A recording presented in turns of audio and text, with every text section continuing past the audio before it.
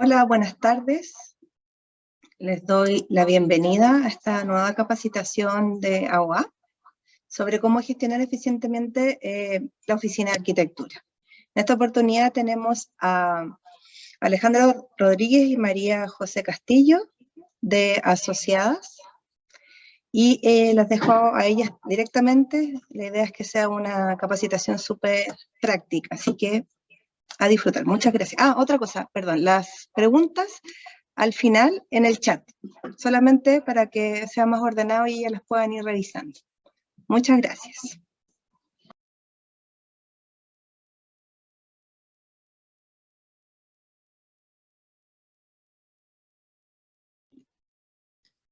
Hola, buenas tardes a todos.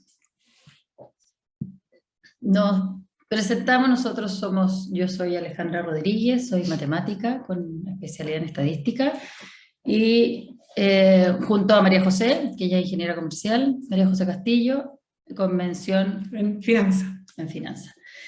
Estamos nosotros juntas hace 5 años, bajo la empresa Asociadas. Nos dedicamos a hacer administración y finanzas de manera externa a distintos clientes, con distintos rubros. Tenemos abogados, arquitectos, agencias de todo un poco, la verdad. Son más que nada empresas medianas, chicas, que no tienen área de administración o que tienen un área muy chica. Entonces nosotros las apoyamos desde afuera. Bueno, vamos a partir con el primer tema de cómo gestionar eficientemente mi oficina de arquitectura. Queremos enfocarnos en qué queremos lograr, qué es lo que se quiere ver y por qué es importante tanto la administración de la oficina como un ente como empresarial, por decirlo de alguna manera, y de los proyectos que le dan origen a todo este flujo de la oficina. Entonces, por un lado, tenemos la información. La información que logremos obtener tanto de la oficina como de los proyectos nos va a ser nuestro punto de partida en cómo queremos desarrollarlo. Por un lado, la información hay que generarla, hay que procesarla, actualizarla y se debe mantener ordenada para que sea eficiente y oportuna, que sea una buena herramienta.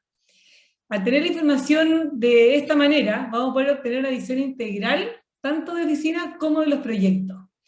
Y ahí vamos a tener la posibilidad de hacer una toma de decisiones informada y consistente. Entonces creemos que estas dos visiones son súper importantes y funcionan bien en conjunto. De esta manera vamos a poder enfocarnos en nuestro principal objetivo, o foco, como podemos decir de alguna manera, que puede ser más rentables, crecer, tener más clientes, tener más metros construidos. Hay un sinfín de objetivos que se pueden lograr. Y una vez teniendo claro esto, tenemos que buscar como dos cosas. Por un lado, ser óptimos en cuanto a nuestro uso de los recursos y en los procesos. Y por otro lado, poder gestionar de manera eficiente tanto la oficina como tal, como los proyectos. Entonces nosotros planteamos como 4 grandes temas en los cuales podemos focalizarnos en nuestra charla, cosa que se queden con alguna idea contundente. Por un lado tenemos la administración integral de los proyectos, y eso es a lo que me refiero con gestionar tanto a la oficina como a los proyectos, y los proyectos en su globalidad. Por otro lado, ver cuáles son las cosas como indispensables y necesarias que tenemos que hacer para poder administrarlas de manera eficiente. Después vamos a pasar al flujo de caja, después a los procesos como tal, que sean eficientes y que sean concretos, y por último, ver alternativas de administración que puedan ustedes darles luces de cómo hacerlo de la mejor manera.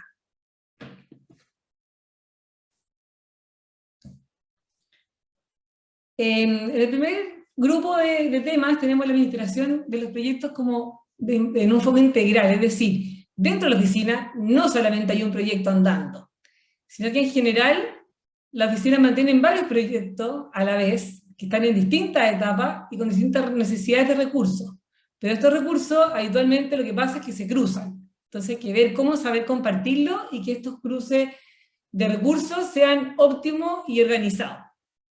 Entonces, nosotros aconsejamos que el punto de partida sea tener una carta de honorarios súper completa y clara, donde se estipule todo lo posible, todo lo que está incluido, lo que no está incluido en cada uno de los proyectos.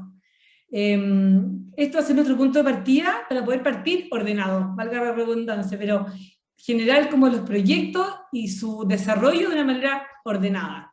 Entonces, cuando hablamos de las cartas de honorarios, después creo que sería importante mencionar el registro de los proyectos, qué se hace con estas cartas de honorario, y finalmente así va a poder tener la rentabilidad y el margen de cada uno de estos proyectos.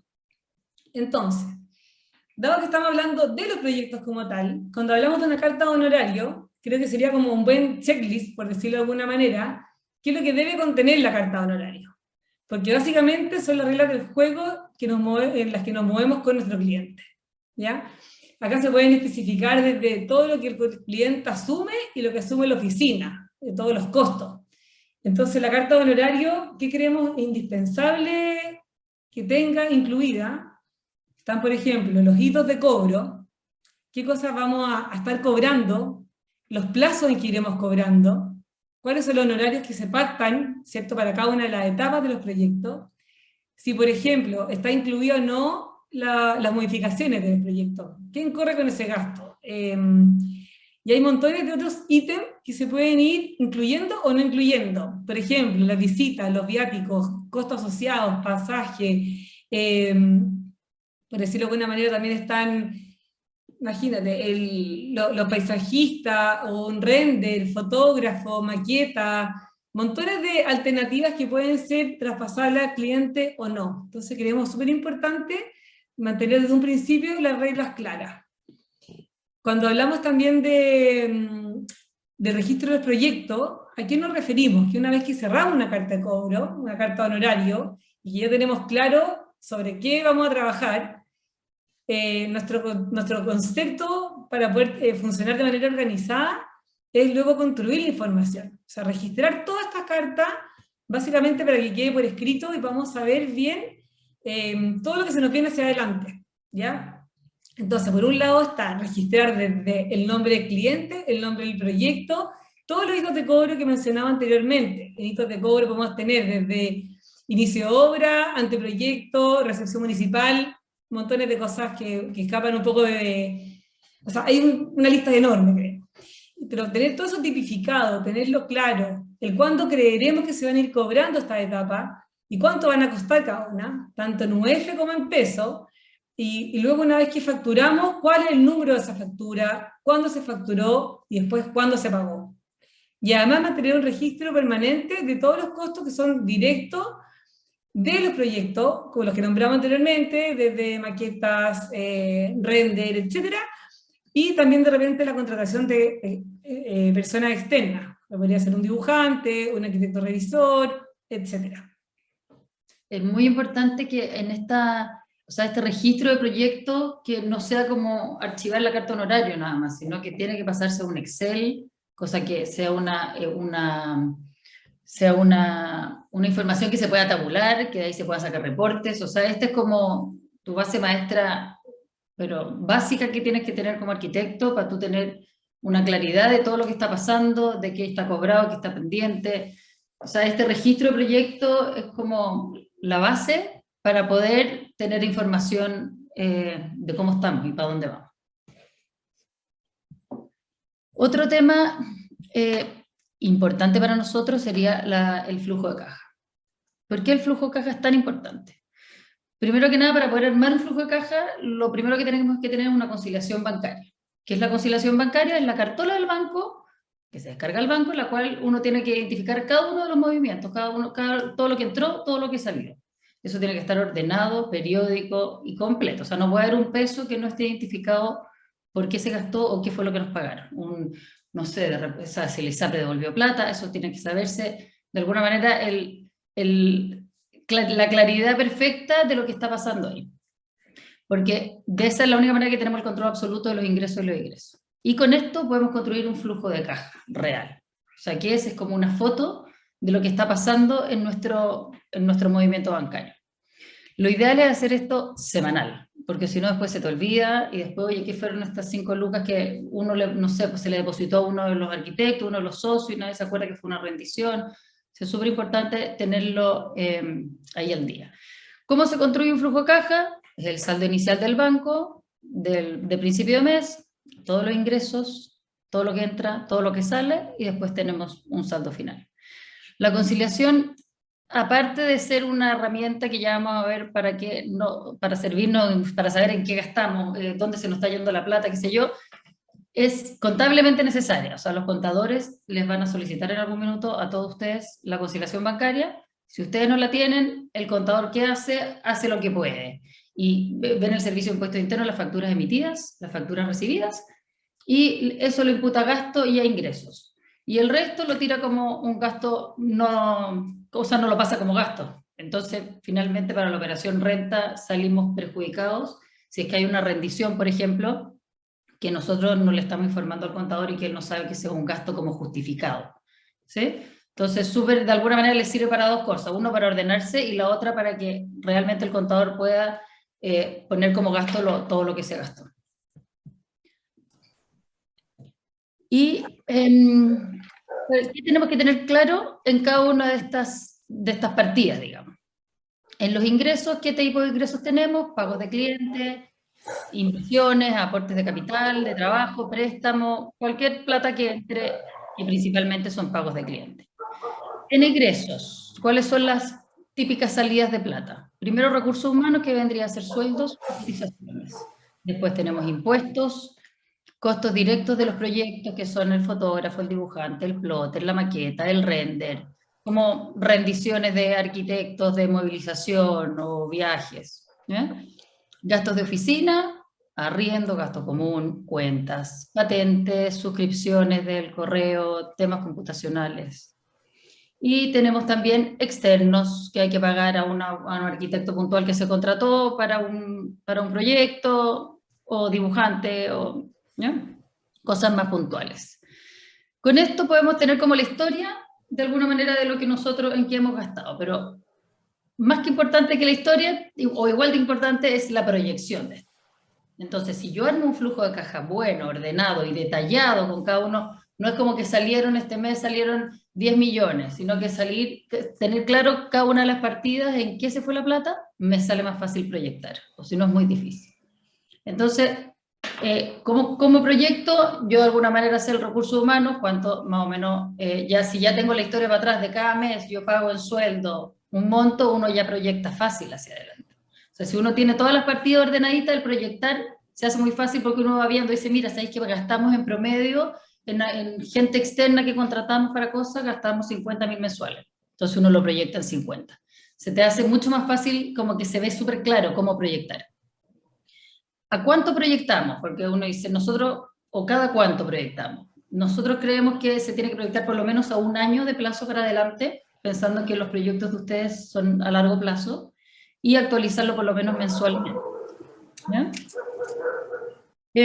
¿Por qué es tan importante proyectar? Es la única manera que tenemos nosotros para planificarnos, anticiparnos si es que viene una estrechez de caja en algún momento, o darnos cuenta si es que de repente va a haber un mes que viene súper bueno, o varios meses que vienen muy buenos, podemos decir, mira, es el momento para contratar a alguien, o paguemos unos bonos a nuestra gente. Es la única manera un poco de organizarnos y ver cómo viene.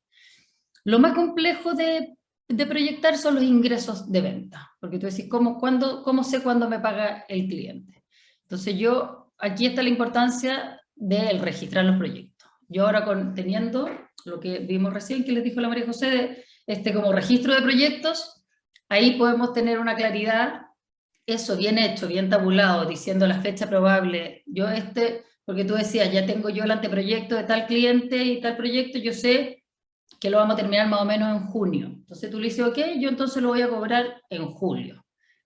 Como cada ítem, cada hito tiene una fecha, yo con eso entonces puedo ver por fecha cuánto me va a entrar en cada uno de los meses. Esto obviamente es teórico, y por eso es importante revisarlo al menos mensualmente, porque todo se va moviendo. Se atrasó esta obra, entonces uno corre todo un mes, y se va así. Es como una especie de carta Gantt de pagos.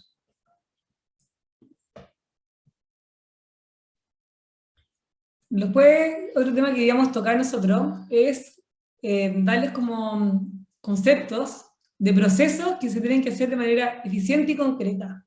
Dentro de esto tenemos 4 grupos, por decirlo de alguna manera. Tenemos la organización, el registro de información, el área de operaciones y recursos humanos. ¿Ya? Hay que ver alternativas después de cómo implementar y identificando cada uno de estos temas, pero creemos que estos son como los infaltables para lograr una eficiencia y son temas que se deben tener bajo control. Con respecto a la organización de la oficina, lo fundamental es estar organizado administrativamente, porque básicamente hay que imaginar que tenemos que cumplir con un calendario tanto anual como mensual, con tareas que se tienen que hacer, en el caso de los meses, periódicamente, ¿ya? Entonces es importante organizar roles dentro del equipo y dentro de las oficinas, y quién se hace cargo de cada una de estas tareas. Entonces acá lo que vamos a hacer es presentarles como un checklist, también se podría decir, de tareas que se deben hacer mensuales y anuales en la oficina. Entonces, por ejemplo, dentro de las tareas mensuales, tenemos, como nosotros recién comentábamos, la importancia del flujo y de lo que viene hacia adelante. Eso se debiese hacer, la revisión del flujo del mes, por ejemplo, a principios de mes. Por eso pusimos el plazo entre el 1 y el 5 de cada mes. Ideal tener claro el cómo se viene la mano, el cómo vamos a terminar parado este fin de mes, y si estamos con estrechez de caja o aproblemado, saber y tener espacio para poder buscar soluciones. Y ahí, perdón, y también al tú revisar entre los primeros días del mes qué pasó el mes pasado en términos de flujo de caja, te puedes dar cuenta que se te olvidó pagar las imposiciones. O sea, son cosas que pasan y no pasan 3 meses, sino que todo es solucionable. O sea, ideal no atrasarse en nada, pero si hay algo que no pagó, si tú tienes el flujo de caja, lo actualizas el día 3 del mes y ves para atrás y decís, tengo todos los meses imposición, imposición, imposición, y un mes no está. O sea, es el momento donde te salta la alerta que se te olvidó pagar algo, o el arriendo, o cualquier cosa que suele suceder. También están los pagos de inicio de mes. Normalmente, al principio de mes hay que pagar, por ejemplo, el arriendo, o gastos comunes del mes pasado, por darle un ejemplo. Luego hay pagos de Previrreto, que siempre se tienen que hacer, en general, hasta el día 13. Nosotros tratamos siempre que antes del 12 ya estén pagados. El pago de los impuestos, efectivamente hay que hacerlo antes del día 18, 19, 20, esa fecha se va moviendo en general durante los meses, pero al menos tenerlo pagado, ojalá, antes del 18.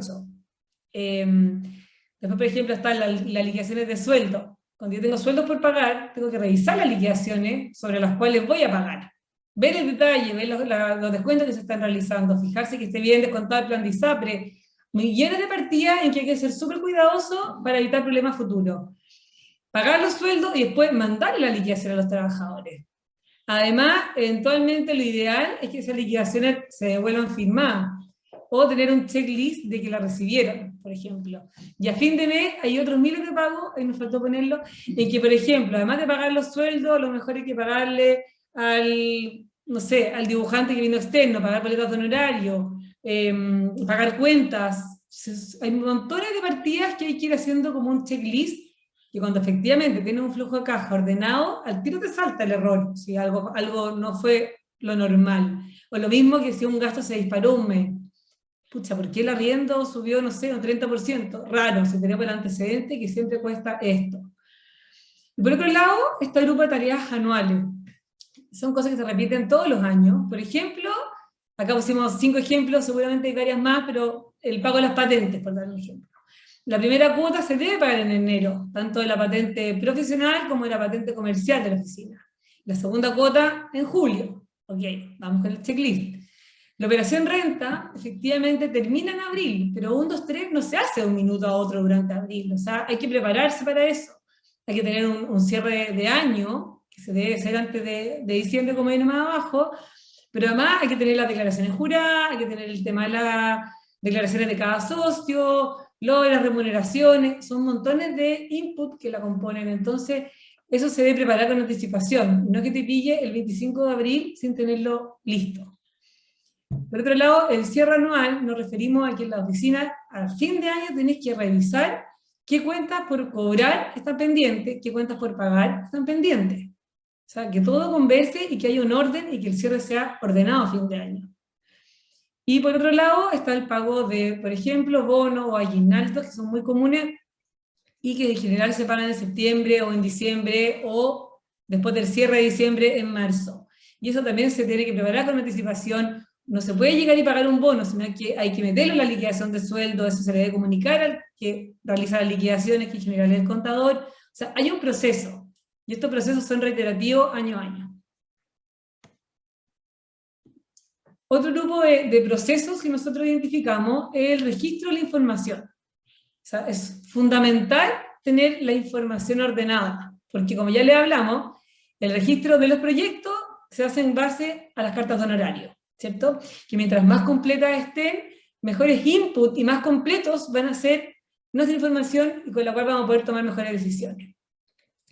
Luego la conciliación bancaria, como le explicó la Ale, es la foto del banco, pero aterrizada, ¿cierto? Desglosada, detallada, ordenada, y eso nos va a alimentar el flujo de caja pasado, por decirlo de alguna manera.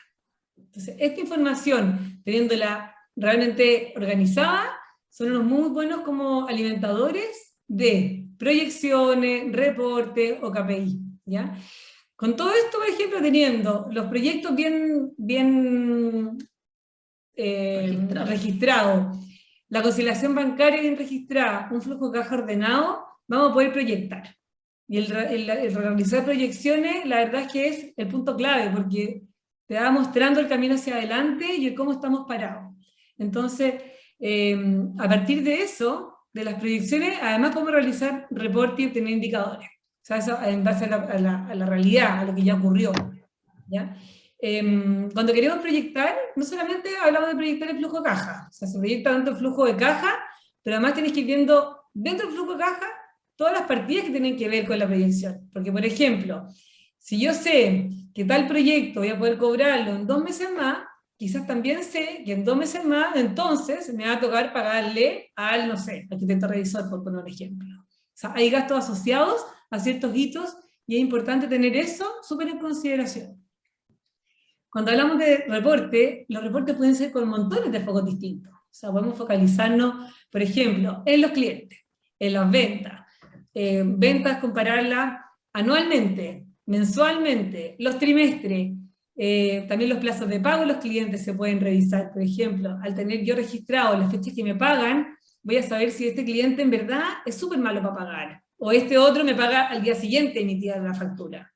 Vamos a conocer además el margen de los proyectos. Si yo tengo registrado todos los gastos, voy a poder saber finalmente si el proyecto tuvo un margen como lo esperado o sobre lo esperado. Entonces, al ir teniendo distintas comparaciones, vamos a poder ir teniendo distintos indicadores, son los KPI, y que eso nos va a informar finalmente cómo está haciendo nuestra gestión de la empresa, y sobre todo hacer como el punto de comparación de distintos periodos, y de cómo estamos realizando nuestra gestión. Por otro lado, tenemos las como operaciones administrativas. Hay 3 grupos de operaciones importantes. Tenemos las operaciones bancarias, el tema facturación y cobranza. En la operación bancaria, una lata, digamos, pero alguien tiene que hacerlo, hay que cargar pagos, y nosotros nos gusta hacerlo ordenado, decir, por ejemplo, todos los martes salen pagos en esta empresa, o si son pocos pagos, martes por medio. Ordenarse porque de esa manera, uno, pierde menos tiempo la persona que tiene que cargarlo, la persona que tiene que aprobar, etc. Y por otro lado, tú te ordenas si a un proveedor, si te mandan hoy día una factura, tú le dices, ok, sale a pago, y al tiro le das una fecha de pago, como en la próxima tanda que tenemos de pago. Y eso da seriedad al proveedor que tú le dices, y para uno es mucho más fácil, para ustedes dejar claro, y tú vas acumulando los pagos que tienes que hacer, mientras no haya nada urgente, obviamente siempre hay excepciones, pero tú decís, ok, yo todos los viernes, el primer viernes del mes y el tercero sacamos pagos. Pagar, otra cosa que es importante es pagar solo lo que yo tengo un respaldo formal. O sea, yo le pago a un proveedor siempre cuando tenga su factura, o tenga una nota de venta o algo, si es que una boleta, si es que es una rendición de un empleado, que tenga un formato de rendiciones en un Excel, o como les salga a ustedes más fácil, pero que haya, que se esté rindiendo, que se está rindiendo, y tú al rendirlo, tú sabes que eso va asociado a un cliente, que se lo tengo que cobrar, todo eso se registra, porque si no, lo que pasa es que, oye, necesito que me reembolsís 100 lucas del pasaje porque fui a ver la obra no sé dónde, y uno se lo reembolsa rápido, y después eso quedó ahí, nadie se acordó de cobrárselo al cliente, por último dejarlo, si es que al cliente no se le cobraba, dejarlo registrado en ese proyecto, cosa que el proyecto me salió 100.000 pesos menos rentable, de alguna manera, ¿sí? Entonces, súper importante siempre pagar contra un respaldo, porque si no empieza a pasar esto que después ya nadie sabe qué es lo que se pagó.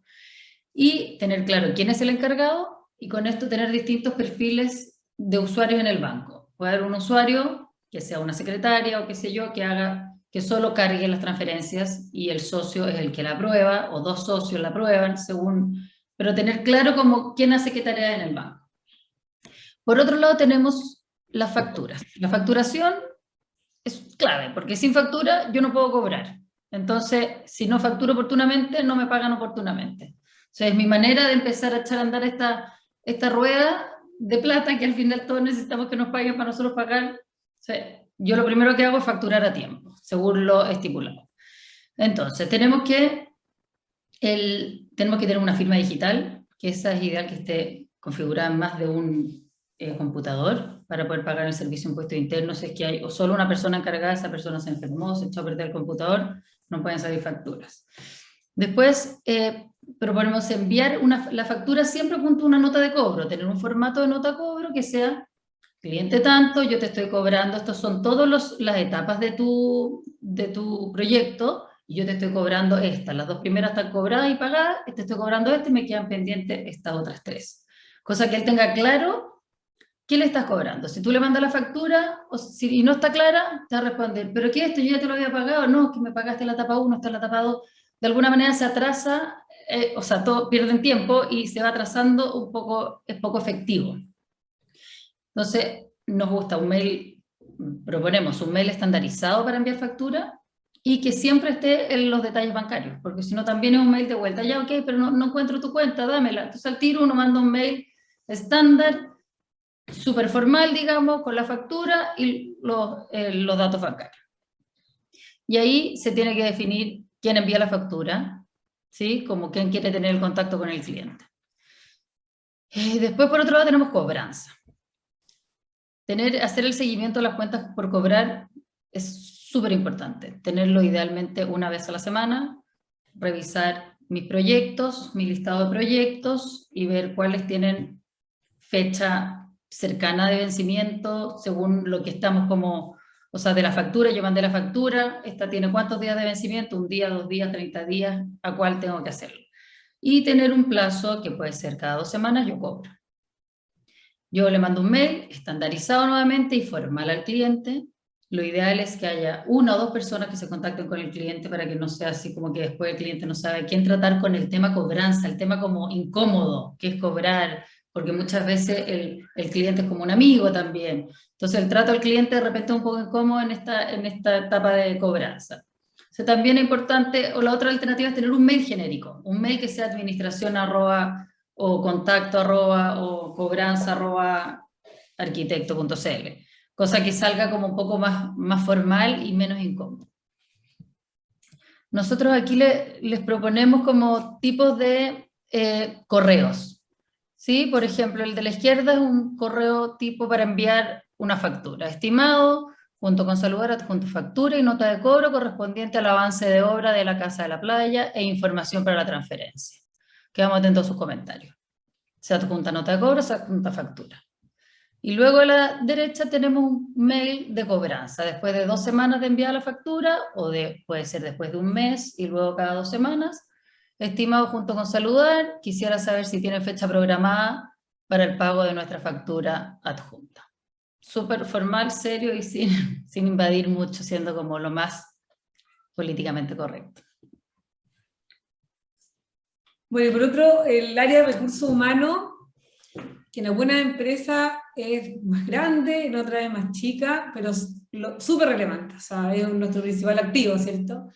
Entonces, independiente de cómo seamos y cuántos seamos, hay que hacer esto de manera ordenada y además sí evitar ciertos problemas que podrían haber en el futuro. Entonces, acá también hay un checklist importante de cómo abarcar el área. Porque por un lado tenemos la planilla de recursos humanos. La planilla de recursos humanos debería tener la información básica desde nombre del trabajador, RUT, en qué ISAPRE, en qué AFP, monto del plan de ISAPRE, sueldo base, gratificación, o sea, todas las partidas completas de cada liquidación de sueldo. Si ese trabajador hace APB o no hace APB, si se le descuenta por nómina, el celular, el seguro complementario, etc. O sea, toda esta información debe estar ultra completa en una planilla de recursos humanos, ¿ya? Esta planilla de partida me va a alimentar en las imposiciones. Yo voy a saber, porque dentro del pago de las imposiciones, una parte son costos del empleador y otra son costos del empleado. Las que son costos del empleado aparece en la liquidación de sueldo. Aparece cuánto le pagamos al ISAPRE, a la AFP, seguro de cesantía, etc. Pero hay otras tantas que sí aparecen en la planilla de recursos humanos, en la planilla de remuneraciones se llama habitualmente, y que esas corren por cuenta del empleador, ¿ya? Entonces, el cálculo de PREDIRET es importantísimo tenerle el doble check y saber que lo que se está pagando es lo correcto. O sea, tener como una planilla de controles, por decirlo de alguna manera. Por otro lado, están los contratos de trabajo. Es importantísimo tenerlos firmados. Bueno, y hoy en día, hasta el 30 de abril, creo, hay plazo para poder tenerlos subidos en la Dirección del Trabajo, los contratos. Firmados los contratos y todos los anexos respectivos de cada uno de ellos. El control de las vacaciones. Es incómodo, ¿verdad? Cuando viene llegando uno de vacaciones, oye, fírmame la papeleta. Sí, es latero, pero hay que mantenerlo súper ordenado, porque en caso de que alguien se vaya, todos somos súper amigos mientras somos amigos, pero al final de cuentas es importante tener claro a quién se le deben días de vacaciones, o si esa persona se lo ha tomado antes de tiempo, mantener ese control es re importante. Lo que comentamos antes, dentro de las tareas del mes, cuando pagamos los sueldos, es importante mandar las liquidaciones de sueldo, y que ojalá se devuelvan firmadas y se archiven de cierta manera. Actualmente se dan por acuso recibo las liquidaciones cuando se mandan por mail y pasan X días, ¿ya? Eso funciona también. Pero el envío de liquidación y que el trabajador sepa que el sueldo es, no sé, 850.324, sepa cómo se conforme ese número y no sea una nebulosa de que sí, me llegan como 800 lucas, sino que sea ultra controlado y se mantenga cada línea de esa en detalle. En muchas empresas, perdón, me salté el pago de los sueldos. El pago de los sueldos debe ser estrictamente lo que dice la liquidación de sueldo. O sea, no es un número aproximado y no se paga como un poco al azar, sino que se debe pagar exactamente lo de la liquidación. Si yo a un trabajador le hice un anticipo, eso debe estar reflejado en la liquidación o bien descontado oportunamente. En muchas empresas se hace un registro de las horas trabajadas y a veces ese registro de horas trabajadas, luego el puntapié para poder dar incentivos monetarios. El registro de las horas trabajadas es importante y manteniéndolo a raya. O sea, nosotros tenemos clientes que mantienen las horas trabajadas realmente a conciencia y saben efectivamente cuánto le están dedicando a su cliente, cuánto le están dedicando a cada una de las áreas, o cuánto incluso trabajan para la misma empresa, ¿ya? Masticando clientes posibles, por ejemplo, y dedicándole tiempo a eso. La entrega de incentivos, nosotros recomendamos que sea súper organizada y ordenada, o sea, y clara. No como este mes quizás, sino que regulada. O sea, con metas claras que puedan ser cumplibles y entonces realmente pagadas. Y por último, tener muy claro las tareas y roles que cumple cada uno de nuestros elementos de recursos humanos. O sea, si es que hay alguno que además de, no sé, de hacer su pega arquitecto, es el encargado de celebrar los cumpleaños, no tengo idea, o de mandar las liquidaciones, o de hacer las rendiciones, que todo eso esté súper claro quién es el que hace cada uno de estos trabajos con el fin de mantener esta área bien ordenadita. Y por último, después de todo lo que conversamos, un poco, ¿cómo llevo esto a cabo? ¿Quién se hace cargo de todo esto? Porque quizás suena lindo, pero en el día a día nos come. Entonces aquí hay dos alternativas, o tú lo ves de manera interna o de manera externa. De manera interna es tener a una persona encargada dentro de la oficina, ya sea una secretaria o un administrativo, o la otra es tener arquitecto o arquitectos que tengan el rol. O sea, dividirse, tú te haces cargo de los pagos, tú ves el tema facturación, tú ves el tema recursos humanos, y tenerlo ordenado, pero bien abarcado con todos los puntos que dijimos antes, cosa que no haya nada que quede como en el aire. Y que vaya al final, si queda en el aire, siempre sale como parchado y van haciendo a último momento las cosas. O tenerlo de manera externa. Esas serían como las salidas que tienen. Muchas gracias, vamos a ver si hay alguna pregunta, pero la idea es que ojalá se hayan quedado con algunos tips, por ejemplo, o con algunas ideas básicas que puedan después implementar.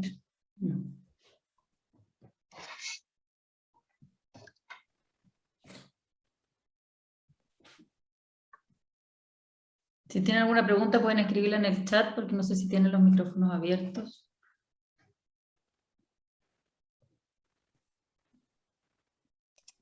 No hay nada escrito en el chat por ahora.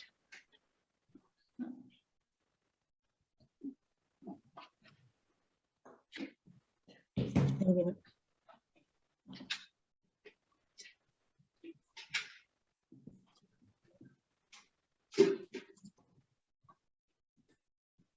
¿Hay preguntas?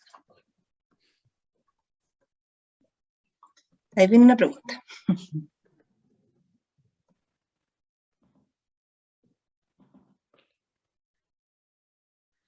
¿Cómo meten en el flujo de caja proyectos de... No, en el flujo de cada proyecto los costos que son compartidos? Por ejemplo, arquitecto a cargo de varios proyectos. Ahí hay distintas alternativas. Uno es que tú definas, no sé, un arquitecto, por ejemplo, María José, está trabajando en 2 clientes. Una opción es decir, vamos a poner a prueba y el primer mes, por ejemplo, que él anote el tiempo que le dedica a cada uno de los proyectos. Y así tú le puedes dar un peso y decir, mira, está 50 y 50. O sea, eso es lo ideal, como que anoten las horas. Yo entiendo que eso quita demasiado tiempo y entonces de repente no es como en la práctica lo real, y si no es simplemente darle un peso, un porcentaje al ojo que lo definan entre la persona y su jefe directo, quizás decir, ya, ok, mira, tú dedícale 2 días acá y 3 días acá, lograr darle un peso a cada uno de los clientes, y así tú le pones el costo de ese arquitecto, le pones en un porcentaje en cada uno de los proyectos.